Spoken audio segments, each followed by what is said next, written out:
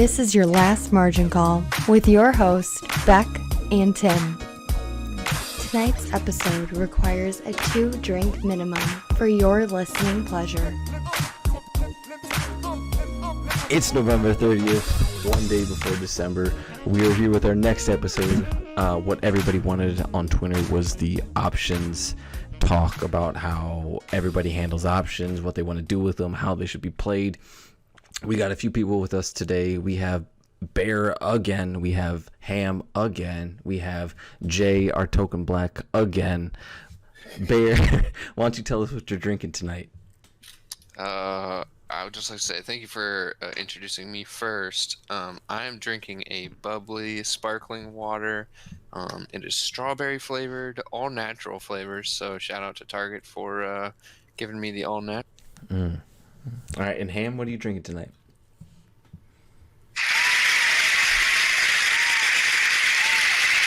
All right, thank you. Thank you. Calm down, everyone. Thank you. Thank you. I am drinking a Chopin's Distillery vodka. Very good. One of the top vodkas you can buy, and it's pretty cheap. I agree with you. Like the piano guy? I just want to say Chopin's vodka, fantastic. Is that mid or top tier?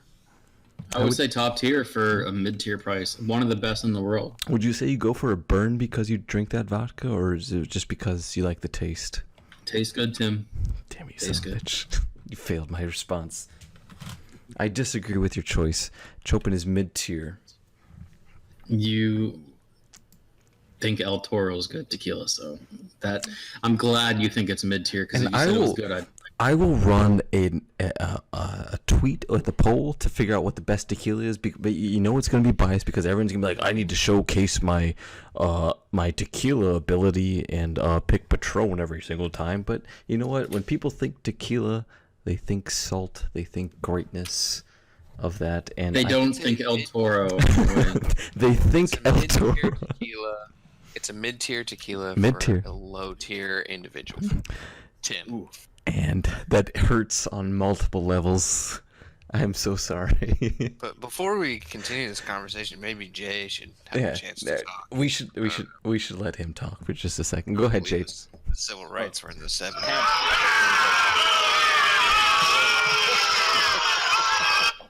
Jesus Christ. Jesus, this crowd is a little racist tonight. Can we get control of this, please? Goddamn Twitter bots. Damn it. I'm drinking an Asahi Super Dry. Now we're talking. Yeah, I'm Acai? right now. Oh, yeah, sure. That works. What is that? What is that? That's how the white man says. No, what is that though? Legitimately. It's just I guess a normal beer. Maybe the Budweiser of Japan, but a little better than It's Bud. pretty good.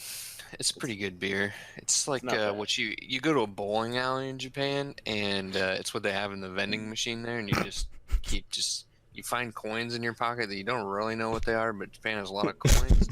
And other people's Just pockets. put them in there, and you hit the button to see how many beers come out, and then you see how big of a pyramid you can make while you're bowling. When it falls over, you're done because you're too drunk and you have to leave. At least that was my experience in Japan. That's usually what it's like. You went to Japan? I lived in Japan for 2 years. For 2? Yeah, for 2 full years I lived in Japan. I feel like we have too much of a crowd that's from this Asian population. So So I'm going to jump in here and say something pretty important. I used to bowl a lot with this one friend, and he used to always wear sandals. So we needed socks when we went there, and he single-handedly put a sock vending machine in business himself. what do you mean? What happened? That's some true depth. Because right you need socks to bowl, or else they won't sell these shoes. What? And he always wore sandals. So where are you whenever we from that went they there- do this? That Yeah, what kind of- I'm sorry, like at my place, what? you paid the guy behind the counter. Yeah, and they give you Nope. shoes. You need Well, socks. he So gave you his socks. Yeah, he's like, you had to go and buy like, socks for like $12 for one pair, and he single-handedly bought like every single pair in the machine, and they didn't even know how to to restock it because no one bought them. First off, how is your planning so poor that you went to a bowling alley with flip flops on? That's my Not biggest me, issue. not me, buddy. Because knowing you and how just over the top you go on everything, you probably had like some poor person come in with a bag behind them that had your polished balls in it and your own shoes and stuff. So why did your friend wear flip flop? He's not me. Are you sure? Why didn't you have an extra pair of socks in your exquisite bowling bag? See, okay, so I'm not here to tell exactly why the story happened. I'm telling you the story. If you want to go in deep, then I think. True that. Thank you. All right. Yes, well, true that. anyway, I just want to take a quick moment here. I want to throw a few things in there. We had some comments that people really wanted the true depth of our lives, that they wanted more small talk in our podcasts because they felt that our podcasts were too short and to the point about trading. So I wanted to just go a little bit into my background of my life. Possibly absolutely, yeah. Possibly my upbringing. What really got me to trading. Yeah. But it's a really long story, 30 years in the making. Yeah, no, start from year one if you could. Yeah, year one. You need to know brand of hammers and everything. What was your first memory? Yeah. Okay, fun story actually. My first memory was getting in trouble. I don't even remember what I did, but my dad told me I had to go into my room. And at the time, we lived across this playground. And my dad always liked to make our punishments worse by like, you're in timeout by going to your room, and I'm going to take all your brothers across the street to play at the playground while you're in timeout. He would beat you? It was like, no, sometimes. That was mostly my grandpa, though, with the jumper cables, but it's a story for a different time. That's normal for them boomers. Yeah. But anyway, so he put me in my room, and then he took my brothers over to the playground, and he forgot to tell my mom I was in there. So I was in there for like an hour and probably, I don't know, hour and 20 minutes, which is a horrible timeout for like a 6-year-old. So then I came out and I didn't see anybody. So then I went out and I went across the street, which was a big no-no by myself. And I went all the way over to the playground and I found my dad. And I have this vivid memory of him like coming around the slide with my brother on his shoulders. Mm-hmm. He's like, "What are you doing? Can I come out of my room yet?" And then I got beat. That is a best. Hey, That Harrison, do you have any good stories like that? Like just some real personal things to kind of like some real personal things to really drive us away from this main topic tonight. Yeah. Okay, so I want to talk about is the option not to talk about options. no, I'm gonna go. You know, I was wondering. Is seared caviar a thing? Because I've been using my blowtorch on this caviar. Just and give it me a tastes quick pretty click. good. Just give me a Yeah, click. let's hear the Click time. All right, so we can move on. No, I mean I've Just been give me a using. click. I'm trying to Google it, and I have not found one thing on seared caviar. So I think I might have invented it. I'm not sure. Seared caviar. No. Yeah, it's not as good as normal caviar. So No. that's why it's not a. Okay. But not allowed to Alright, blowtorch. I'm gonna let you know. Canned air. My brother will probably reach out to you for a cooking challenge, so we could do a Twitter cooking challenge. I'll be the median for that. That has to be the top 5 stupidest things. You're going to be limited to 200 characters on your cooking. Yeah. Not only that, but the main thing about food is tasting it. So how is that gonna work? Oh, just by looks. It's strictly by looks. Like you are so dead, man. You were so dead. He's By coming looks. after you.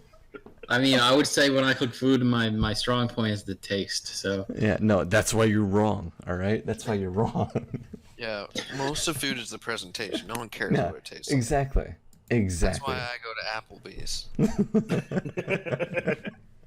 Dude, all right, hold on. does Applebee's have a good presentation? All right, so screw true depth. Back to the real topic of this entire thing. Okay. We're going to talk about options.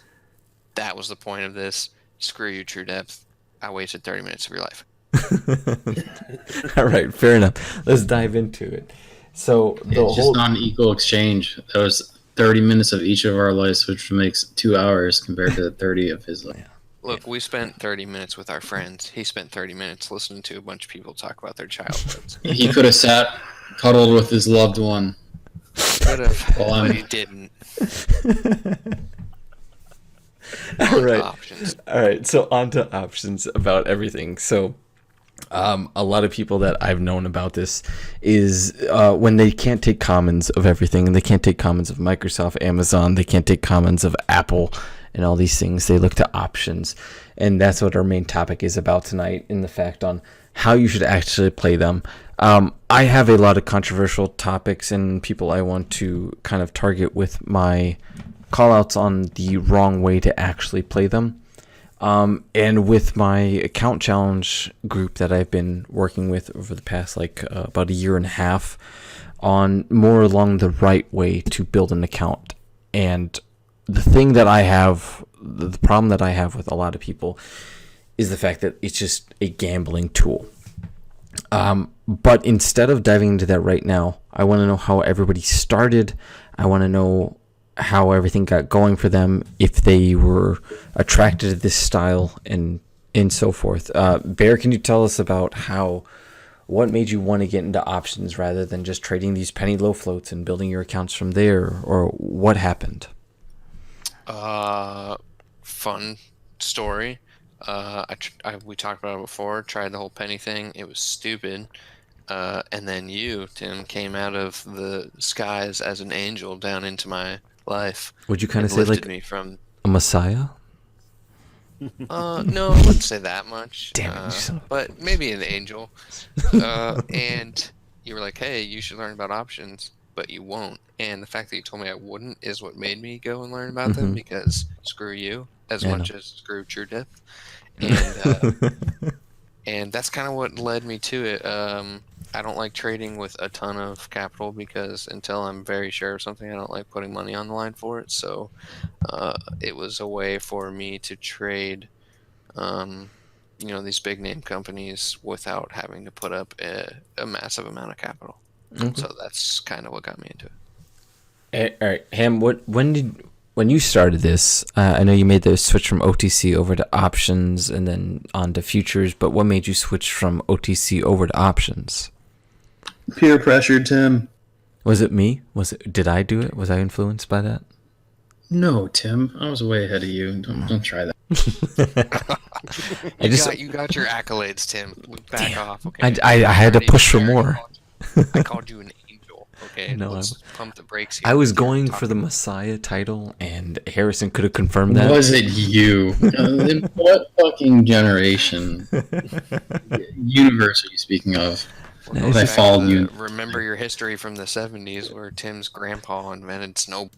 No, it's... Oh, god damn it. All right. Redo the whole podcast. Here's what we're doing. We're talking snowboards, all right? Jack Burton came to him. I think it was snowboarding and Oreos or something like that. I don't know. It was two things that people don't care about. Magnificent man, all right, number one. All right, tell me how you get into options. Yeah, I don't think anyone goes into options thinking, I'm going to play spreads because this looks less risky. So pretty much everyone goes into options to use them as a way to leverage their money. But in the end of it, kind of like when you get down to at the end of the day, it's not as, your odds aren't as good because you're losing money on theta burn. So you're saying no one smart goes into it looking to play spreads? Honestly, I would say like under 10%, 5% of people go into options thinking this is a good way to start it off. Pick out. Yeah, like when they first go into options, I don't think you have, pretty much everyone goes into options using it for leverage. Like, we can make this much fast. Have you ever heard of anyone go into options from, like, the smartest people who go into options from commons will be playing at the money weeks out, and I think that's very smart. I've never seen anybody do that. So I've seen a few people do that, but I don't think I've ever seen anyone actually go into options and start it playing like spreads or something very safe. I just don't think it happens. Yeah, it definitely doesn't. I started doing that pretty quickly. You did? Is that because did I have an influence over that? A little bit. I mean, it was mostly that you made me read that stupid book. The Options in Volatility and Pricing. Oh, I love that book. It was such a powerful read. Thank you, Sheldon. It was a very dry read. I recommend it if you like falling asleep. It's a great book. Yeah. But Yeah, I mean, I would say YOLO'd around a little bit and tried to, play stupid. But reading through that, like I said, I don't necessarily like wasting money and wasting my capital on things, and so I feel like more quickly than most people, I started actually trying to play, more efficiently. Okay. And Jay, how'd you start? Or did you start? Did you start with commons? Did you jump right into options because you've already had previous knowledge of them? How did you start off with them? I started trading commons, mostly penny stocks. Got dumped on one too many few times, and Story of everybody. then I feel like. yeah, and I was like, I need to trade these like blue chip stocks, but I can't really afford them. And options was the way. It was the messiah. This is the way. This is the way. So I know the way. on options. And the leverage was amazing. Like looking at like Wall Street bets, like seeing these people lever up. Yes. That is a good point. What Jay says though about how he wanted to play blue chips but didn't have the money to make it worth his time. Which Right. using the leverage from options is a great way to do that. But at the end of the day, it's still you're at a disadvantage compared to just playing because of the premium burn. You're at a Yeah. disadvantage Yeah, instead of playing commons. But how else are we going to do it? Your retail money small. It stock prices like Amazon or Google, you have to have a lot of money to make one move compared to throwing down a couple thousand on an option that can benefit you if you're picking out the good play. All right. Well, I mean, even if you're still playing weeklies on the Amazons, like you're saying, and the Microsoft Apples and all those things, you still need a chunk of change. Like, I mean, whether let's be real here. All right. Our target audience isn't people that can trade full time. Our target audience isn't people that have $1,000 just to let loose on and see what happens and go to the casino that they call the stock market. Like, to some people, like $500 to $1,000 can make or break their month, week, or whatever. So even handling a weekly option on these types of names is not even the best of solutions that they can handle. I mean, like exactly what you said, like you want to play these names because they make great moves, but if you don't know what you're doing, if you don't know the basics, essentials of trading, and it builds off of last week's podcast about all the support resistance patterns and everything else. You need something to provide you to take that trade, to make you have conviction towards it. I personally feel as if options are not a tool for someone who just entered the market. This is something for the experienced trader. That needs to handle something. I think that with options, there's basically two ways that you can trade them, and those are speculation or hedging. And if you don't understand what either of those are, then it's probably not a smart decision to hop into. Options. So are you saying like so cheap. Go ahead. Sorry, Jay. Go ahead. They're so cheap. So like that, a lot of people, that's like their only choice. So it's like options or bust. Right. And, So like if you have under $500, it's like penny stocks or options, right? Like I feel like yeah. I personally feel like there's a lot of people these days that are just so down with their like they don't have like the economy right now is great for the stock market, but let's be honest, it's the amount of work you have to put in to make the same luxuries as like recent history is a lot more compared to say the baby boomers. We have to work like 2-3 times as much. So that is some pretty good facts. But I think the idea of just throwing it all in there and then claiming bankruptcy and then having your credit take a hit for 5 years or getting super rich is a pretty looks like a good idea for a lot of people. I'm not gonna lie. Yeah, it does. Doesn't it? Yeah, no, absolutely, 100%. Yeah. I mean, if they're not gonna do anything anyway, why not just risk it and get? I'm not saying to do that, but if you think about it, it's like if you're not really going anywhere anyway, you just leverage that shit up, and if it works, you're rich. If not, then claim bankruptcy and Just be free. You know, just be you're, free. you're at the same spot as before. Kind of. You know, whatever. You, I hate you sometimes because some people are gonna actually take that seriously. Well, I think like, I mean, he's not wrong. yeah, He's he not is wrong. But I think that's the problem is that like people it see is this. kind of like there's a lot of disadvantages. You won't. I see through what you're loans or anything saying. like that. I see through what you're saying. But I'm saying that there are. I'm saying that I could see why people would want to do that. Yeah. But before they do that, like, actually, maybe take a year to learn options before you. I do that agree. Instead of No, because not only that is, how about this? You take the year to learn to do options, and then you gamble that money, and you have a way higher chance of being rich than just going out to, anyway.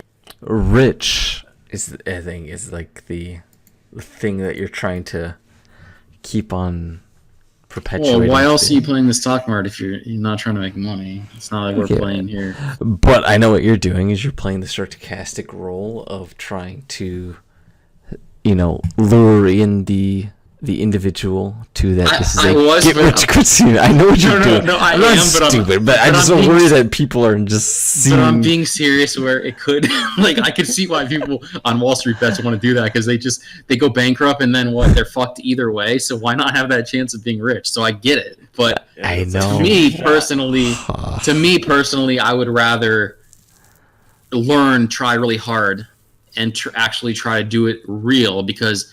I don't. But what do you mean by real though? Like, are you talking about just to actually learn how to play options, learn how to play the stock market?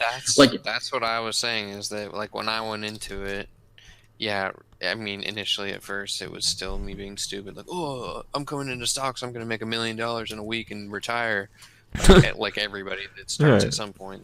I'm gonna hit it big on a penny stock and it's gonna be great. Oh, that's what everybody does. That's how you hear about. Some guy on Yahoo News did it, so I can do it. Like, it's so stupid. You have Sykes, you have Ross Cameron, you have all these other penny stock players that jump in and say like you can retire off of just playing my picks. Like that's the thing. And then like here you have options. It's like holy fuck, I only need $36 and I can gamble on a huge out the money play, and if I nail that I can nail $100,000. It goes off of what Ham was just saying though. It's like going into it, I didn't want to just be going in and just throwing money and gambling and hoping that I hit it big.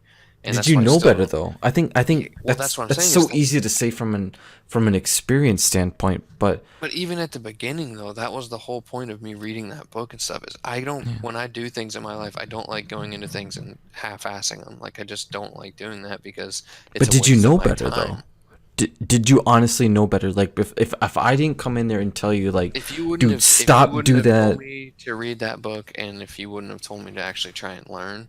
I mean, I think I would have figured it out eventually when I started just losing all of my money. But, I mean, I got there faster by you telling me to do that and me actually sitting down and reading that book and learning what options were and then doing my own research and going in and watching videos and stuff. Yeah. And I'm still learning and I'm still an emotional trader, and that's why I still don't trade large because, like Ham's saying, I want to make sure I'm doing it right before I actually go start risking anything real on it. All right.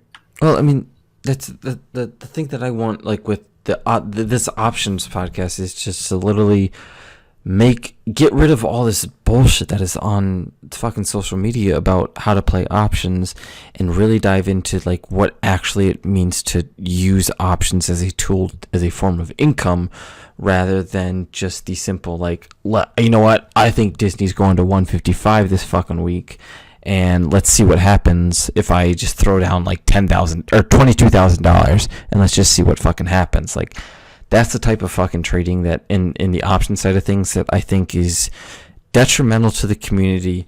It's not beneficial. And if you're going to portray your service as it's us versus fucking institutions, and you're going to continue to be like, well, we have to play smarter than them, but you have to listen to my every call out. Like, fuck you. And I think the people that are out there that are listening to this, because I'm probably going to attack them at some point this week. That's just my forte. Are you going on 99 bananas again? And I'm not going to. I will have 99 bananas this week. I love 99 bananas, Tim. 99 bananas, Tim gets the job done. I don't. It gives me anxiety. Like, it gets a job done. No one should fear 99 bananas, Tim, unless you've done something wrong. Yeah, I believe it. Something wrong. That's true. And like, if you're honest, tell the truth. If you've never told a lie, you don't have to remember a lie. So like that's The guy who tells no lie throws the stone first. yes. Whatever. Who said that? Is it Hamilton of the Third? That was Bear Oh, from Bear. the Bible. Okay. But anyways, but I just feel like there's I just genuinely feel that 99% of Twitter and FinTwit and Stock Twits and whoever else you're following and whoever else you're hearing this from genuinely has no fucking idea how to actually utilize options to their full potential. No, because the only thing Twitter does with options is use them for leverage, which can be a good way to do it, but If it's you're not the most absolutely consistent way. Yeah. If you're a very like 100%. like let's say if you're a very good trader, and I know a bunch of good traders out there that can use options as leverage and take advantage of it completely, and they do a great job. I would like to name drop that real quick, just because I'd want to be open. Like, I genuinely believe in people that actually do well, and I genuinely think that Chaz is one of the people that can utilize options to benefit himself and further himself. So I'm not just like shitting on any single person that's out there. Like, I genuinely think there's people out there that know how to utilize them and make a living off them. But yes, continue. There are, but in the long run, if you had unlimited amounts of money, options like that would not be as consistent. They're just not, because you're paying premium burn. You're paying the pipe. And I think that's an important tool to remember, that like when you hear these stories, like people like, I'm fucking leveraged up that I have like $50,000 in a weekly. Here's an issue expiring with that, in 2 days, like Disney call. Like, you have to find a way to be like, that's fucking bullshit. I think one of the issues that we won't be able to really work around, because the human nature is super stubborn, that everyone will think that they are the person who is able to do that. What do you mean? And most of you, I don't feel like it's ambiguous. Like what I'm saying is, there are some people I know that can use options extremely well as leverage utilities, and everyone else is stupid. And then 90% of the people listening to this podcast are going to be like, "Oh, yeah, they're so stupid. I'm the 10%." And then they're just not. It's not going to work. So thank you for saying that, because I feel like it needs to be said. Yeah, like what I'm saying is that it's hard to distinguish yourself as not good enough to do something, and when you really want it. And if you're listening to this podcast, if you're good enough to be using options as leverage, you will know without a doubt. And if you have any doubt, you probably shouldn't be doing it. You should be thinking of better ways. And you can still use options for leverage if you want, but I would highly suggest you to do things like play closer to in the money, to play farther away. Weeklies are off the table. You shouldn't be really playing weeklies. They're just too risky. And it takes a while to figure that out, because you get some big gains. A lot of people get big gains, and then you chase that rush. But I think playing let's be real, it's a fucking rush. Like it is. Like, yeah. Like, it's an addiction. The big issue is that you don't give your play, when you play too close, you don't give your play the time to play it out. So you're cutting yourself short. You're getting shaken out easier, because if it doesn't go up within a couple of days, you're fucked, instead of a few weeks. It's better to take like a 20%, 30% gain over a few weeks than to risk 100% gain that you're shooting for in like a week.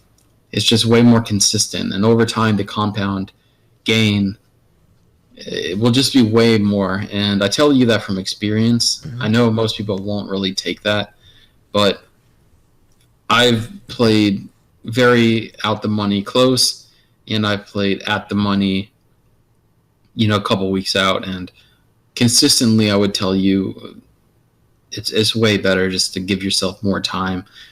I would very, very rarely play weeklies unless you're just like scalping. I mean, Tim and I had that conversation earlier this week, because it just recently happened to me where I do so well when I do what you're saying and I give myself time on it, but then I always get tempted back into these The big short gains, plays where I'm and like, you want oh, the I big can make money. the big gains off it, and then I end up giving away more than I should, and then I have to reset and go back to the fundamentals of what I know to be true on it. And You can get some good odds on a play that's going to happen in a couple of weeks, but being able to pinpoint that to be like, this is going to happen in 3 days is way harder because you never know. Hourly, You get some random news. Or Yeah. hourly. You're That's what random it takes. news. Yeah. I just think that, like, even like if we're like so it officially changed over while we're recording this, that it's December 1st of 2019, and we have December 6th is the next expiration date, weekly expiration date of things. And genuinely, even for an account challenge or anybody who is that, it's like you have to take.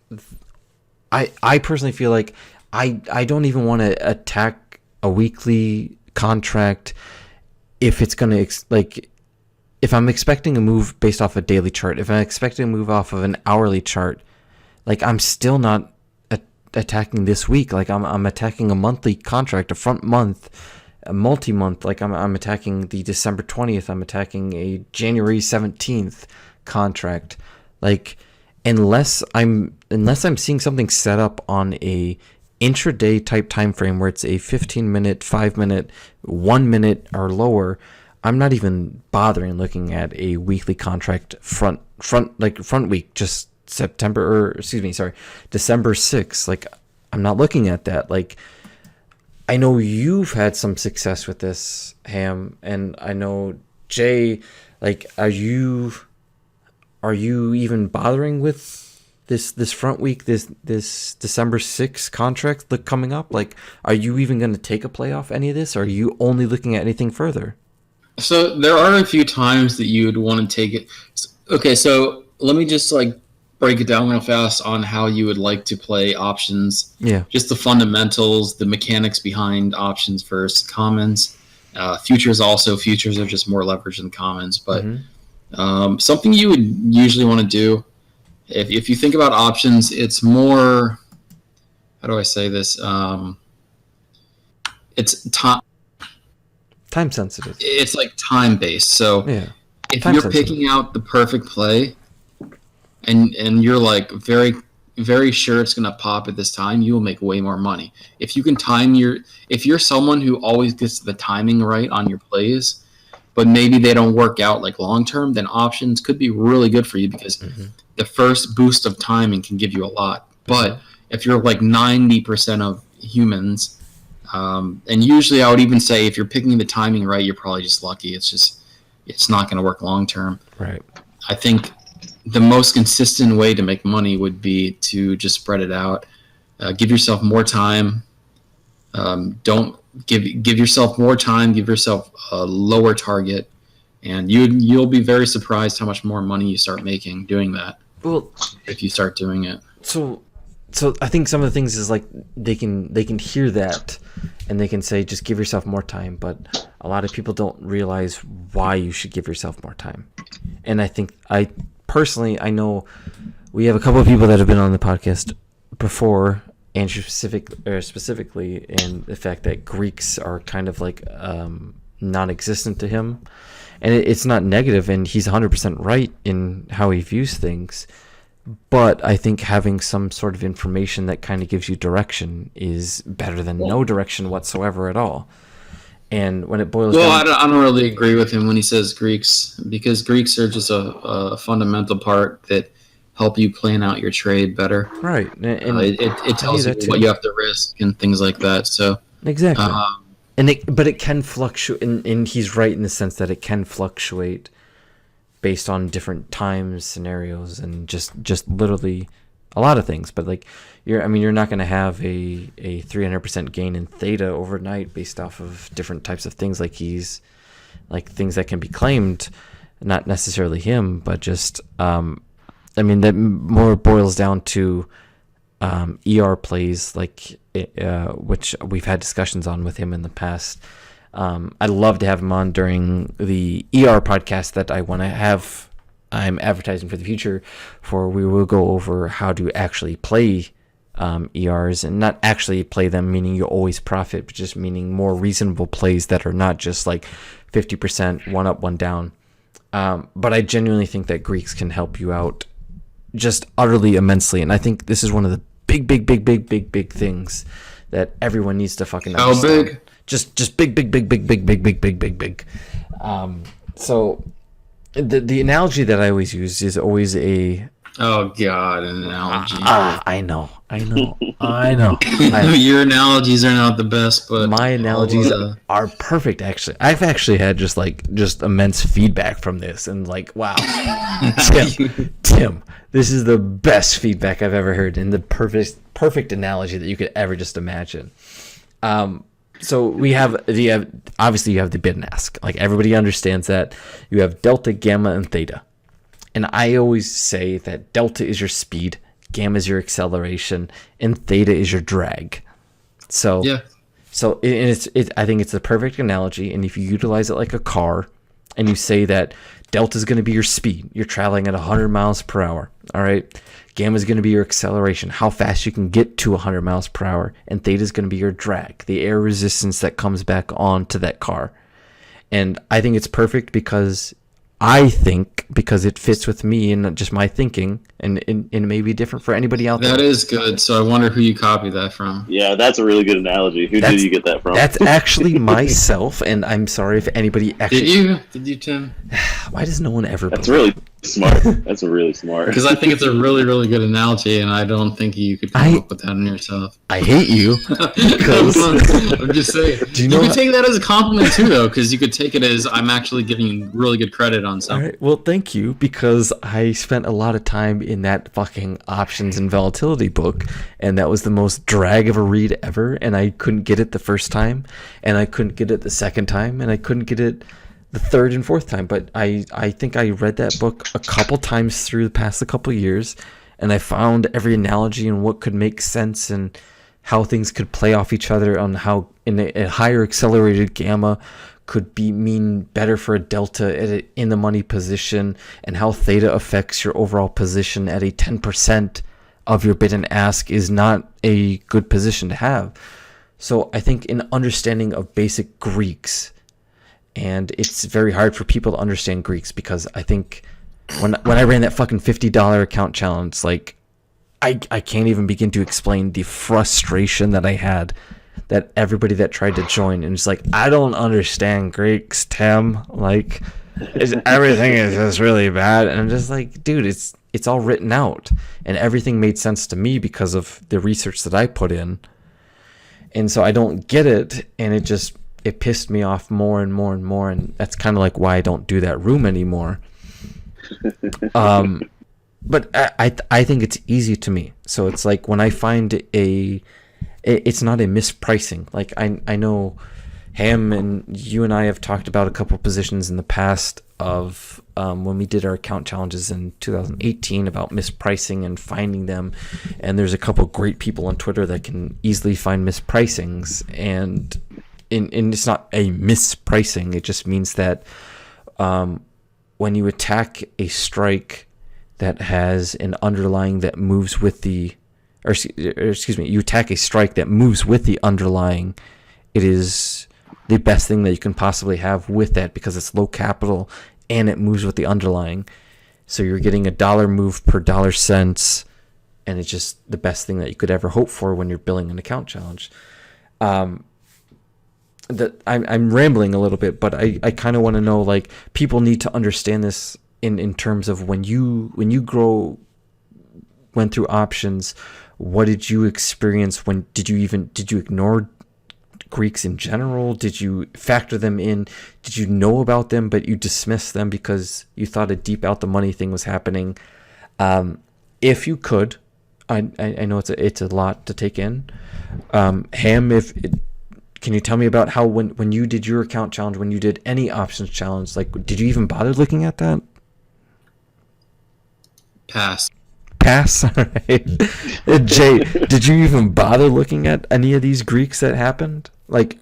So the when I started actually looking at those, that was probably the first account challenge I did with you. Okay. Past that, well, before prior to that, I was purely playing Momo. You know, just like, yep, Amazon's about to pop. I'm going to take this quick out of the money thing. It's not going to get in the money at any point, but I'm just going to scalp it and take my 1K and call it a day. And then, like, I read the options volatility and pricing book, and my mind was just blown. It was just completely destroyed. I was like, this is so much math, but this whole delta and theta thing is starting to make sense why I've been losing on all these YOLOs I've been fucking just tossing out there. But like, I feel like once you get a grasp of it, you don't necessarily need to understand the full concept of everything. You don't need to understand how much it's going to change necessarily. You just need to know what you're putting at risk. Yeah, that's exactly why I wanted to pass, because I haven't played options for a while. Yeah. So I don't want to say something wrong, but no, you're fine. Basically everything's like second nature to me when I trade now, because I've been doing it for so long. So I don't really remember like exactly what I'm looking for. Yeah, it's kind of like, you know, when you like type in your password on your phone, you don't really remember what it is. You just like do it. Yeah. So it's kind of like the same thing. So right. I don't really want to say something wrong. No, I mean, it's been about you would almost say almost a year since you've... Probably a year. And that's a lot of time trading, because I've traded thousands and thousands of trades since. Yeah. No, I completely get that, and I never want to put you in a position where you feel like you're wrong or saying the wrong thing. So, if you feel like that way, just let me know, and it'll be okay. Like, I'd let you know. Thank you. I appreciate. I think like, for new traders like attacking options, it's not that hard. You can ignore the Greeks by just taking, you know, in the money or at the money plays. Yeah. Where the option spread is in your favor, where you're not really having to cross to the ask too far. Yeah, like you can play it like that, and that's kind of how I played it prior to actually learning about the Greeks, and I did fairly well. But after learning about the Greeks, I did much better. Okay. I think it's important to learn about the Greeks. So even if you are playing right there at the money or just in the money, there might be one that gives you, you know, a much better. Yeah, you can find better contracts for the money that you're putting on the table. Absolutely. So I could say a few things about the Greeks. So yeah, go ahead. So usually, if you have any, if you're playing any high volume options, knowing the Greeks will give you zero monetary advantage, zero money advantage, because everything is priced perfectly, pretty much. Right. There's not going to be like you're playing an Amazon play. Oh, we forgot to buy this one, so this one's cheap. Right. Exactly. The advantage comes from what play you're doing. So if you're trying to do a play that's going to end within a week, you can make it into your advantage to pick out a play that makes sense to that time. And that's where the Greeks come into consideration. If you're playing some option that has like no volume at all, like you're playing some random stock that just has a low volume on options. So I know a lot of people do that. So I have a disagreement with that, but kind of disagreement, but not really. Okay. I fully agree with you in a sense. What happens if you have a low vol tight spread? Well, no, that's exactly what I was saying. I was saying that the Greeks will give you an advantage if there are. Well, usually if there's low volume, though, there's not going to be a tight spread. That's very rare. When there's low volume, there's a couple of things like because I use this for my count challenge, and it's typically a lot of positions that are under $50, like genuinely, or maybe even under 40. And I mean, you keep pulling it back even more. Like you have your BAC, you have your MAD, and you have your PFE. Like those are like in XLF and all these other types of things. Like those are the go-to for people that want to spend under $50. Those are the plays that you do, where if you get to a weekly option, if you dip out of the money even early on in the week, there's literally no volume whatsoever on those, and there's no volume on the put side or whatsoever on that. But you'll still get a tight spread. Like you're not looking at anything other than a 2-cent spread or maybe a 3-cent spread. Usually there won't be.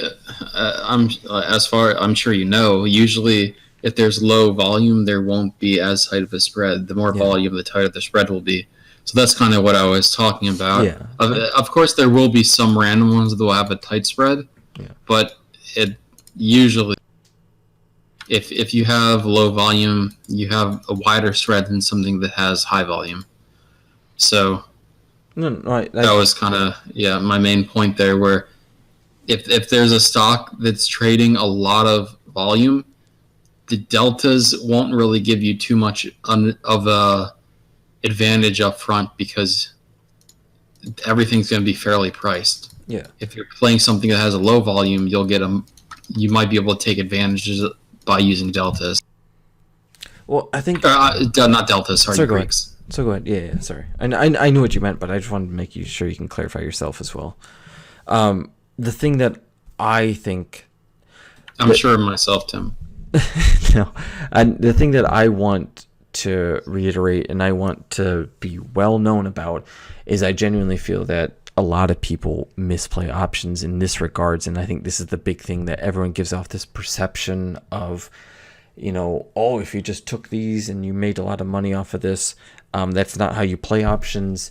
Everyone's like, oh, so you just play in the money options. Like all you do is just play the most expensive ones because it gives you the most movement. It was like, well, yeah, I do. I genuinely love to look for in the money options because it gives me an underlying move of a 1 versus 1. So a 1 cent move on the underlying being the symbol itself. A 1 cent move gives me a $1 increase on my contract. So like for people that like criticize me through the years and through the past year, and they say, oh, so you just do that, you don't do any out the money shit, and it's like yeah, fuck you. Yeah, of course, why wouldn't I want the most money for that? But you can get the most money you can from an out the money thing. Yes, I can, but the in the money option will still move more than the out the money option, but it'll just be a higher percentage gain. So if you're looking at a 2 contracts within the money and you're looking at 2 contracts out the money, if you're looking at equal parts, and I think a lot of people misconstrue this and try to use this against me and others when it comes to this, you're still going to get more money off the fucking underlying and in the money play, but you're going to get the higher percentage, the one that can advertise your service. You can get the one that can it's just a hard thing to do, Tim, because everyone thinks that they know the one that's going to move upwards, and it takes a long time by trading stocks to realize that you really can't predict anything. So the best thing to do is to be consistent, right? But and by treating it like an underlying, right? Like, it really is hard to do. But if you treat it like an underlying and you make it move, like if you're taking commons, and when it goes up a tick, you gain $1, and it goes down a tick, you lose $1, and treating it like that, but risking less capital than the actual, like, let's say. I agree with you. I'm just saying that I just feel like that's how people need to do it. Aspect of it, where people go into trade stuff, they are not going to be able to separate themselves from other people. Even when I started trading, every single person who starts trading they just will not admit that they're not good enough to do something. They're like, only the good people will be able to do this. And they're like, well, I'm one of the good people. And then they lose money. And that's what happened with me, too. It happens with everybody. Like, let's be real. Like, we've all been through that dark time where it's just like you feel like you need to question something. And it's like, but like, I think it's the image that people give off that just continue that mantra, that continue that perception of everything. And I think it's wrong. And I'm like, you see people that'll call out like, what the fuck? I'm gonna put this up real quick. Disney's trading at 151.58. Like, people were like, you know what? This momentum's gonna continue. I'm gonna grab some 155s this week. Everyone should do it. They're super cheap. And like, what the fuck does super cheap mean? Like, I hate when that happens. It triggers me like so fucking much. If it's something like Disney, that's kind of what I was talking about earlier, where the Greeks don't really give you a monetary edge. Yeah. I think I'm using the right word. I'm not good at English, but I think when people say using it right, go ahead. Yeah, so like when someone says they're cheap right now, everything is priced out how they're supposed to be. or else if they were cheap, people would be. You They would be would've the been last bought person up. to know as a retail trader. Like you wouldn't They have would something. basically, nothing is cheap, nothing is expensive, everything is as is priced. So if something is cheap, I think more they mean by that is they think that there is a good deal to buy this to go in their favor on their trade. But there's no such thing as like an options trade being cheap. Yeah, so Because like, everything has something calculated out. all right, so I'm going to cut you guys off just real quick in terms of just the way that you should look at options. I think this is the main thing that everybody really wants to talk about in terms of how you should in contract selection. I think that's the hardest part of entering options, of which one you should pick. If it should be deep out the money, it should deep in the money, it should be at the money. But I think it all boils down to Greeks. And I think understanding how it moves is the most important thing, rather than what it actually, where it actually is, what it's actually going to do. If you know how it's going to move, I think every play could be viable.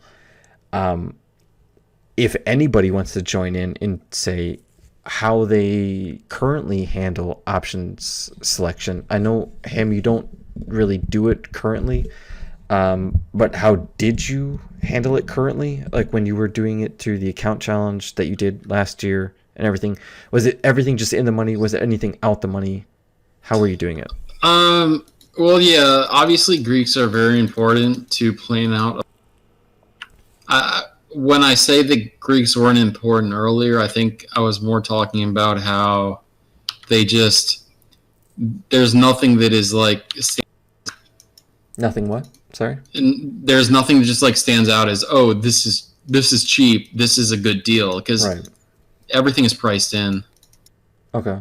But when we talk about Greeks, I think the main advantage, I think pretty much everyone can agree, is Greeks can help you Handle a scout. plan Handle a out- swing.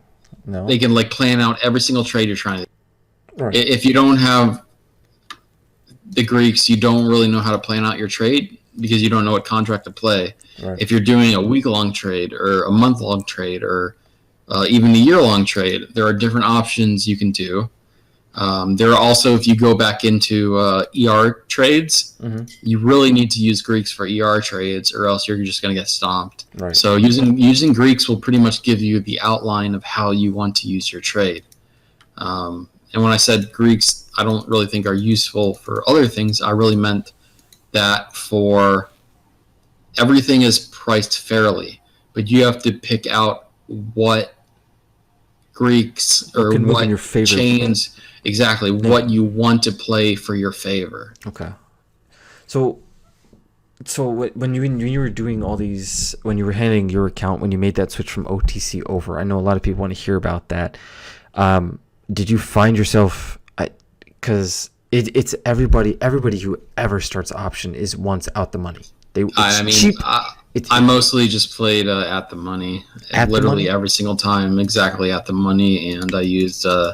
Was it just because what you were told, or was it because you understood like why that was beneficial for you?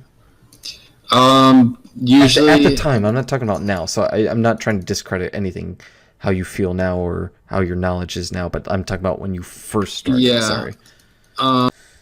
When I first started, or when I did my challenge account.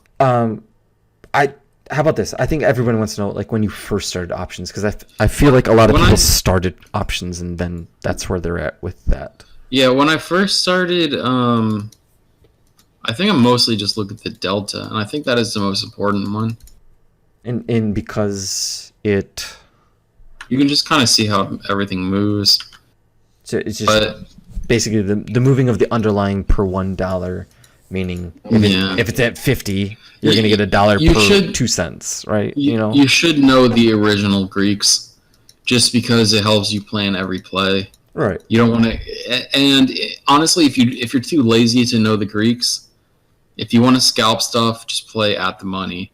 If you want to go farther out, that's a little more difficult. If you're just scalping, you really don't need to know Greeks. You just have to play at the money. Right. And But where it goes wrong is Go ahead. people are like, "Yeah, I'm just scalping," and then the play turns against them, and they hold. Because I've been in a situation. Oh yeah, well, Scalping, just scalping that's not how you scalp. that though. that's 90. That's literally legitimately 99% of option players. I feel like it's like you get Wall Street bets, you get Twitter. It's like I grabbed 7 strikes out the money for this week, and you know what? I'm just gonna see what happens. You know what? I'm gonna wait for some news and see what happens. It's like, but if you take Ham's approach, where it's like it's at the money, and you have the delta that's working against you, it may have a higher theta, but that's because it's a lower percentage theta compared to the bid and ask. And I think this is a huge thing that I just got so fucking frustrated with every single time with talking with people about, is like you need to have a comparison between what you're willing to risk in the theta aspect of things and what you're willing to risk between the bid and ask. If you're getting in at 1.25 on something and your theta is 0.11, you know, you're risking almost 10% on your theta based off of your bid and ask. It's like that's not good in my eyes. I'm losing 10% of my position just because of theta, not because of it moves or anything. And you know, you can go into deeper arguments on, you know, how theta's priced in. There's a lot of things that go into that, but just let's take it for what it is. It's 10% gone just because of theta. No other reason. If it traded sideways, 10% gone. And no one understands that side of things. And I think like exactly what Ham is saying is that the delta works in your favor when scalping, and I think theta works in your favor of swinging. And I think gamma and delta plus theta is the ultimate positional trade of understanding how that's going to move against you, but not move against you because of theta. So like I Bear, Jay, Ham, anybody who wants to join in, have you guys taken swing positions that have factored into that, or has all these things just been strictly scalping?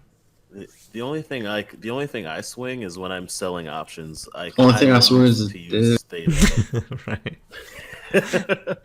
I love to use theta because I've seen it work against me so well. Yeah. So I love selling weeklies. Like that's my bread and butter right there. Like when I'm on my Robinhood account challenge for selling options. Yeah. I sell weeklies because it's that's what I love to do too. And no one every time I set up that account challenge, no one ever utilizes selling premium when it comes to that. And I think that is the ultimate tool to the small, like everyone, like I'm not going to make $10. I hate, what does $10 mean to a $50 account? And like, that's fucking 20% on a $50 account. Like, it's like, stop being bullshit about that and just utilize that and build your account. And you keep hitting that, and like after 4 weeks, you're at $500. The main part for options for hedge funds and other big money is selling. It's not buying for leverage; it's selling. And I agree 100%. So it's always trying to make sure that you can collect that, and that's how I view it. It may not be the correct terminology that's used, but it's. A lot of people utilize it if there's a lot of open interest, OI, and you see it a lot posted on social media, stock tweets, Twitter, everything else like that, this has so much OI, this would be the perfect place to pin it because you can collect that premium, and everybody who bought high is all of a sudden just watching that theta just rip apart their position. And I think that's what people need to realize, is that selling premium is going to be so beneficial for you throughout this entire thing. And that buying naked calls, puts, you know, even sometimes utilizing spreads, you know. Selling gives you an advantage. Buying naked gives you a disadvantage. I agree. Just technically on percentage wise. No, but it's something I can really get behind, and I think a lot of people could build their accounts immensely with that. The only point is selling stuff at some point can be a little more risky if something, say if you sell calls for an example and it just goes crazy overnight, you're kind of fucked. You don't really have a maximum loss. So I think that's where I come into everything is priced out perfectly. So but when utilizing selling spreads, utilize that. So if you're selling spreads, but that's selling a different than vert, just selling a naked condor, selling, selling And Yeah. I don't know of anybody, like I genuinely say this, I don't know of anybody that jumps into options willing to sell premium. Naked. Sell naked. Yeah, sell naked. You'd be a madman, but That's it would just be. crazy. I'm sure it's happened, and If bravo you to did- Many the brass people balls. understand you can even sell Yeah, at first either. and I think If you sold naked, you'd probably have the highest percentage of winning money. Mhm. But if you lose, you're fucked so gonna hard. be fucked. Huge It's risk. just like that one dude that ran the whole What's up? options firm. What was that dude's name?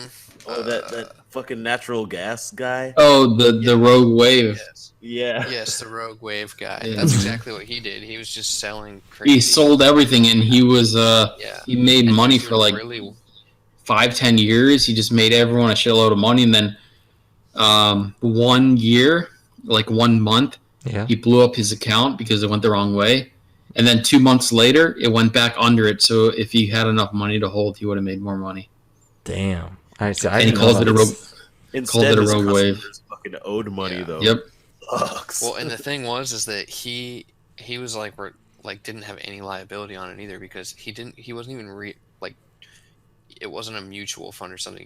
He was taking it and people would give him the logins to their retirement funds. Oh And he shit. was selling options against their retirement fund. If you look up the Rogue Wave meme, Yeah. it was Natty You Gas. Watch the video. And if you of look that, at- it's terrifying. Yeah. And if you look at Natty I didn't hear Gas, about dude, this. This is awesome. Dude, look Seriously? at Natty Gas. It had the biggest downtrend of like all time, and then Yeah. randomly it just popped super fucking hard, and that's when he got blown up. And then if you look at it now, it just fucking tanked again. So it's like if he would have just held through it, like less risk. I'm gonna link you the video right now. Even just like looking, I was watching Natty Gas at that time, man. Natty Gas was like the most volatile for your money Yeah. of all time. A lot of the brokers were upping the margin fees because he was just so insane. It would just move like thousands of dollars like per Oh my contract. God. and I you just they looked at like, that. would not do that. The chart that just random. Like, are you talking about in 2008 when it happened or 2018? Sorry. Yeah, it was about definitely- no, it was it was 2018. about no, it was about half a year ago, maybe That's a year, insane. half a year ago. Yeah. It's That Wall random Street bets, spike. They haven't used them as a meme for a while. Yeah, it was that huge random spike that it should be back below that spike though, right? Yeah. No, and it definitely is. Because it was a spike above Well, basically, almost a 5. Yeah. The video I linked you. Yeah. If you just Google hedge fund hit by Rogue Wave, anybody listening to this? Yeah, the Rogue Wave is the meme. Because it's a meme. Hilarious. He made himself into a meme because Yeah, because he said Rogue Wave. he's talking about how he guides their investments as if he's a captain of a boat. And often when I'm on the phone with you, I have both my hands up like I'm on the wheel of a boat while we're on the phone. It's the stupidest thing ever. And this dude literally lost Sounds like a great millions service right millions there. of people's I'll dollars. always keep your money intact, and we'll make this money together. And Yep, some he's bullshit. he sent them this video that was like, "I'm sorry, I'll never get to go sailing with you, or go out to dinner Jesus. with I'll never get Bill to have Peter, I'm macaroni sorry and we cheese never with got- you. And Tim and Chicago. Yep. He legitimately says that. Like, oh, I was very looking forward to your home cooked meals that you had invited What me the over fuck? for so I've often." never heard of this. Actually, the second we get done with this, I'm probably gonna watch that shit because that's Yeah, that's it's awesome. fantastic. Yeah, it's like a Natty Gas meme, and that was like there was like a point in time where like for 4 months or so, trading Natty Gas was like 4 times more volatile than what margin was requiring. Yeah. It was insane, man. No, I remember you would buy like one and it would just go. Yeah, I don't trade anymore. It's just too weird. I remember you and David were all about that, and David. Yeah, and yeah. Me and Omni for Yeah. sure. We were fucking with it, and I remember that, and you guys were like, just buy it, and he's just like, and you're like, boom, and it just fucking went crazy, and then he's like, it just completely fucking crashed after that. Like that's like my cue to like stay away from that shit as much as possible. But I don't know. So when it comes down to this, like in the whole options market type of scheme things, I know a lot of people are looking for absolute direction. Meaning like just tell me what the fuck to do. Like we have what's his face, true depth. He's like, just shut the fuck up. Stop telling me your backstories. You guys give him so much credit. I know. You know what? It's okay to interact with the audience though, because I think he'll like it. I think he's like, oh, I can talk to them, and they'll mention me. Like, yeah, we'll talk to you. We'll talk to a lot of people. The more we talk about him, the more I like him, honestly. Yeah, I know. Like, I'm feeling like I'm becoming a big fan of True Depth. Yeah, like let's get him on the show one time. I feel like. Hell yeah. That's what I mean. So, Let's get him naked. Oh, all right. Hey. Hey. You're losing my PG-13 rating again. Are we still trying to do that? I don't know. We're not. But a lot of people are like, just shut up. Just tell me exactly what to do. So I think a basic guideline that people can follow without being responsible for their trading genuinely is saying that if you're going to scalp, trade the front month. This is my opinion, and everyone's entitled to their own. Trade the front month. If you're going to swing or if you're going to positional trade, multi-month out. And always go as close as the money as possible because it's going to move faster with you. Like understanding delta and gamma. Gamma is your acceleration, delta is your speed, theta is your drag. So if it's going to speed up and it's going to accelerate faster, you want that with you. And all these stupid people that keep saying, like, the second it gets to my strike, I'm going to sell. Like, you're the dumbest son of a bitch in the fucking world, and you're everything that I hate about all traders, is just you need to hold it when it gets to your strike because that's when it speeds up the most. Yeah. You wanna hear a hot take on this? Hot take, go. Give me that. I disagree. All right, I'm willing to hear, but I'm willing to fight back, though. Okay, so if holding on at that point was the best thing to do, why wouldn't you just wait for it to get to that moment, to get to that point and buy? Because they already bought, though. That's legitimately what I'm saying. I'm talking about people that buy and wait till it hits their strike. So if it right. So like let's say Nat Gas is trading at 2.3 right now, and they're like, I bought at 2.5. And you have a month left on your contract, but it hit 2.5. I'm going to sell because it hit my strike. That's what I need. No. Here's my point, though. So if once something gets your strike and you're saying don't sell, if it's already trending towards your strike, why not continue and see if it pops higher? So then let's switch that around. Then is what I'm saying is why not just wait for it to hit that point and buy if that's the best time, though? Well, because I'm basing everything off of the fact that they already bought. And yes, you're right. This is where I get to my point where momentum means more than any other thing in trading, because you have the momentum of buying and selling, and that gets down to the mechanics of trading where it pushes people out, sucks people in because they have to sell, they have to buy. Well, if the trend hasn't broken, though, there's really no reason to sell. Exactly. Just because it hits your strike doesn't mean the trend's broken. Yeah, so I'm agreeing with you, Ham, and I'm agreeing with you, Jay, when it comes to this. Is that but what I'm saying is continue the trend. Look, if you're saying that the best thing if you're saying like most people sell when it hits their strike, right? Mm-hmm. Yeah. Why not just wait to buy at that point if that's the best time to buy? Because just wait. Because what you'll have and what everybody talks about is the fact that, and we all know that everybody wants to be the first to call the top, wants to be the first to call the bottom. They want to be part of the momentum that goes up. So when people are having the bottoming patterns and like it has an 85% chance of reversal based on these candles, and they're like, well, I bought, 3 strikes out the money 3 months out, and in the first month it hit my strike, and they're like, well, I'm selling. It hit my strike. But you have 2 months traveling at that price where the delta is in your favor, where it has a good speed. And then the gamma, since it's at the money, it's going to have great acceleration, and the drag is going to be a little bit lower. So I definitely agree with you about that, to hold it. But I think the point I'm saying that is, it's not always about like what is happening. I think the most important thing is momentum. Yeah, I mean, I feel like we're talking the same. I feel like we're talking about the same thing when it comes to. We are. I'm just trying to spice it up a little bit. Okay.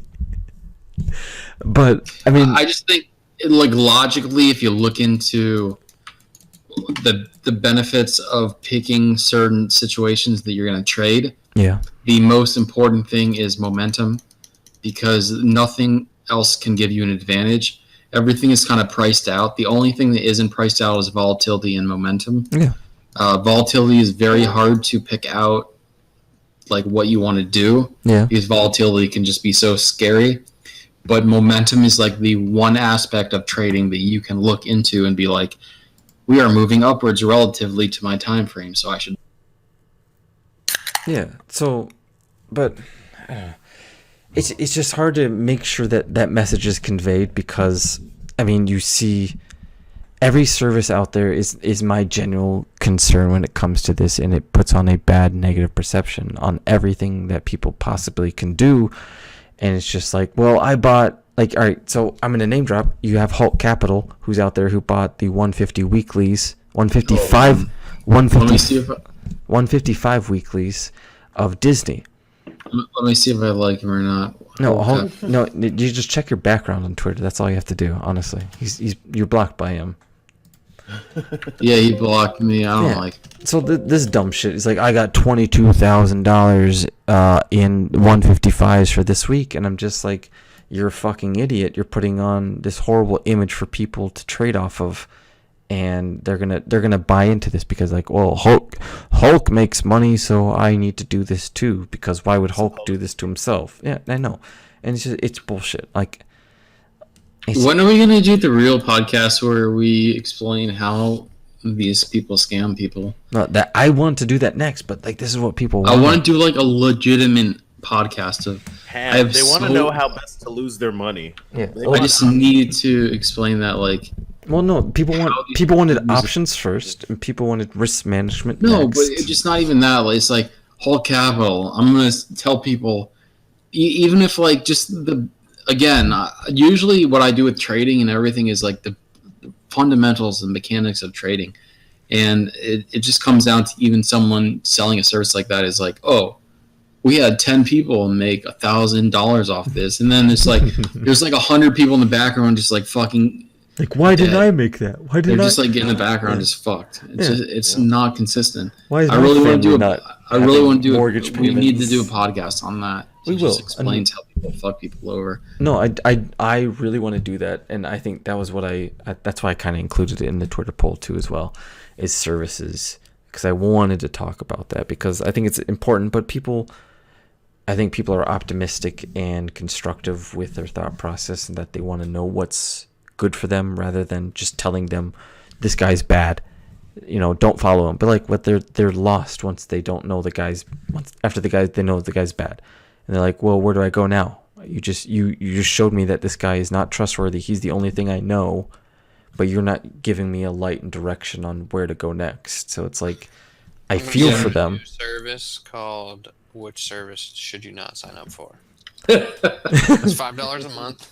That's that. You know what? And I think you're onto something. I'll tell you what's wrong. That's copyrighted. If you guys try to steal that idea, it's copyrighted already. Sign up for every service for 1 month, and then write down everything crappy about them. And then for $5 a month. You son of a bitch! You stole my idea. That's actually pretty good. I like that. Stole my idea. You son of a bitch. That's okay. So, We'll roll If you with wouldn't be this. able to sign up for any of these services, you'd get booted in like I know. probably 6 hours. You son of a bitch! I just start Not swearing. if we do like an undercover one. No, even Just like my undercover Sir, shit has been exposed so fast and so often. It's just like, I last, like, Jay knows this, fucking Bear knows this. So like, when I like fucking troll these like penny stock rooms, like, I last like 20 minutes tops. dude, I have never seen anyone get banned as fast as Matt. Literally goes into a room and he doesn't even say anything. He's just banned within 5 minutes. Dude, Matt, I swear to God, dude, Matt gets banned like It's a hate crime. All right. It's a gay crime. Literally every fucking chat room he goes into, he's banned within like 5 minutes. He's like, I didn't even say anything yet. It's hilarious. It is so, dude, it's so funny. So, how would you trade options, Bear, moving forward? What's your best advice for everyone that just listened to this entire thing? First off, read options, volatility, and pricing. Okay, no matter how boring it is. Sucks. Yep, it sucks to read, but Okay. And second off, I I think you should really learn to utilize spreads and actually the different strategies that you can use trading options. They're important to learn. They're important to know. Okay. And if you're just going in and you're just going, long or short, you're going to end up getting screwed in the long run. So do the basic research, learn the Greeks. I know some people say they don't matter as much. Greeks are everything. Learn the Greeks, and that's the best advice I can give you. And ask if you need help with something. Right. This is one of the topics that if you listen to this podcast all the way through and you want to hear this, I am open to people messaging me about this because I feel like it's one of the harder topics to understand, and I feel like my analogies really click better than books and everything else like that through my experience. So just message me. I'll respond to you. But Ham, can you give me just a quick rundown of your suggestion for someone who just listened to this podcast and they're saying, like, what do I need to know to be successful trading options? I don't think there's enough I can say to be successful. I think Bear said a good thing, maybe. Just kind of like utilizing spreads in order to, like, taking the minimal gains, utilizing spreads, high probabilities type thing. I think the most important part, if you actually want to go into options and make money, I think the most important part would be to do paper trading first and see if you actually can make money doing it, because options are very confusing. Right. And if you can make money with options paper trading, that does not mean you could make money live, because it actually gets harder. Yes, I 100%. But I think that's like a good start to it. It's a lot better to go into it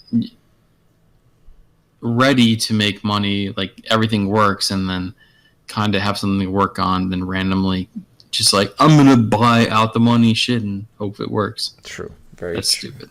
I 100% agree with that.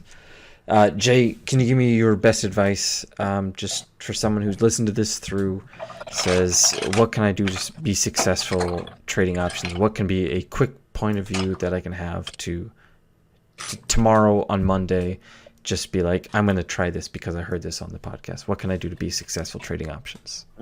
I think Bear covered it. Basically, read options volatility and pricing, and then my point of view is read it again. And buy at the money. All right. Buy at the money. It's going to give you, without looking into anything, and if the spread is just tight enough, it'll give you the best opportunity without really learning anything at all. Right. And Tim, I just need to say, your analogies are very good.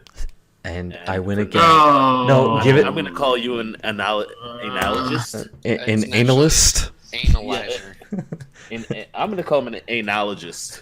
I would like the title of analyst. That would be the best thing. Jay, is this some kind of joke you're putting on us? Because he's going to... Because I feel like this is like Jay's joke that within the next week, now he has something to go off of. Well, Jay told me I was an analyst. No, this is how Jay gets invited back onto the show. So he knows what to play. Right. To officially wrap everything up, this is just a basic overview of the bare essentials of options. There is insanely more to them. I do want to save the spreads. You're talking iron condors, butterflies, combos, collar, just everything, verts, just anything you can think of. I want to save that for ER season. That's going to be coming up later, just because it's so much depth that you just can't go into in a single show. As you see that we spent this long going through everything like that. So tune in for those ones. We'll go in a little bit more depth about other things later on. But if you went through this podcast and say, I didn't learn anything, listen to it again, you should have learned something.